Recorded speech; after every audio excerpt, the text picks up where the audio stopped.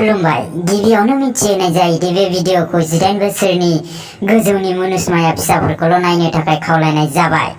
थ' इसोरनि मुं लानानै लेट्स स्टार्ट द भिडिअ। जय केरी बाबानि जय।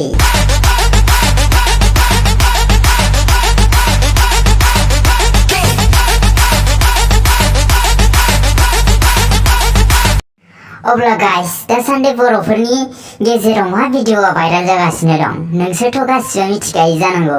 बे हेन्डसट जायनि इउटिउब चेनेलखौ खुलियो बेनावनो मोनसेल' भिडिअ नुनो मोनो। जी हाँ फ्रेन्ड्स, बे भिडिअनि मुङानो जादों बोरमानि गाइखेर लोंदोंबा आंनि बायदि थाफ्लिखौ सोमाव। आरो दिनै जों लोगोसे बे आब'नि फेसखौबो रिभिल खालामनाय जागोन, माने बे आब'नि महरखौ नोंसिनि सिगाङाव देखायनाय जागोन। मानोना नोंसोरो गासिबो बे आब'नि बेक साइडखौल' नुदों जानांगौ, नाथाय फ्रन्ट साइडखौ नुवाखै। थ' बे भिडिअनि सायाव गोबां इउटुबारफ्रानो जाखांनानै आखाइफोर सुखांजोबखाबाय। थेवबो दिनै आंबो बे भिडिअनि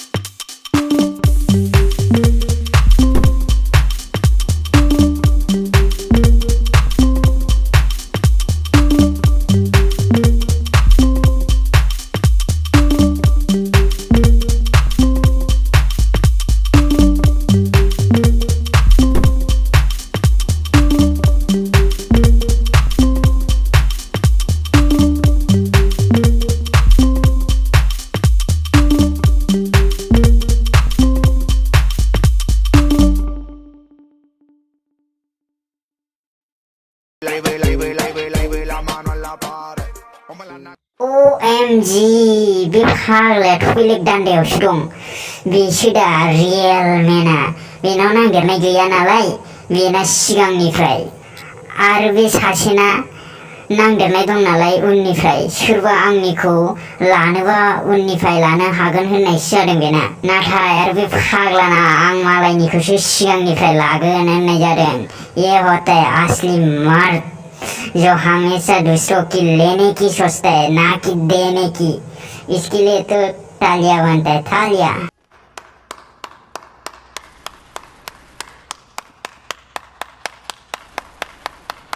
So finally बे समा सफैबाय जाय समखौ नोंसोरो गोसो मोदोम आमाय थुखुल होनानै नेगासिनो दंमोन। जी हाँ, it's time to face reveal. Now countdown शुरू। 3, 2, 1 नाइडे। कैसा लगा मेरा मजाक?